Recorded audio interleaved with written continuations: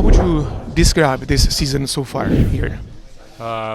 Interesanti, jā. Komandai, man liekas, diezgan labi sācies. Cīnāmies katrā spēlē par uzvaru. Pašam pavisam noteikti patīkami būt sastāvā jau no pirmās sezonas dienas un katru dienu censties sev pierādīt, lai paliktu sastāvā.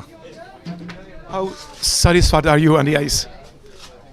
Vienmēr gribas vairāk, skaidrs, ka varbūt tie punktiņi skaidrs, ka gribās katram vairāk, katram patīk iemest, visiem patīk iemest neatkarīgi no 1. vai 4. maiņa. Tā kā, ja varētu vairāk punktiņus savākt, jau būtu labi, bet jādara pareizās lietas, tad jau tie punkti paši atnāks.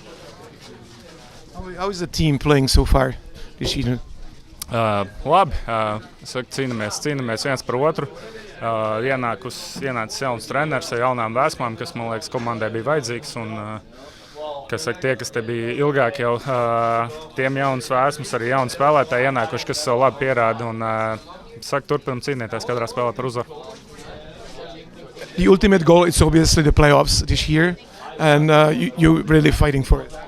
Jā, pavisam noteikti. Sen nav bijusi Philadelphia playoffos, tāpēc visi tur grib tikt un cenšamies katru spēli un redzam, kā Philadelphia atbalsta savas komandas, kas ir playoffā un komandas, kas iet labi. Tā kā pavisam noteikti gribas iekļūt izslēgšanas spēlēs un sagādāt pilsētai prieku.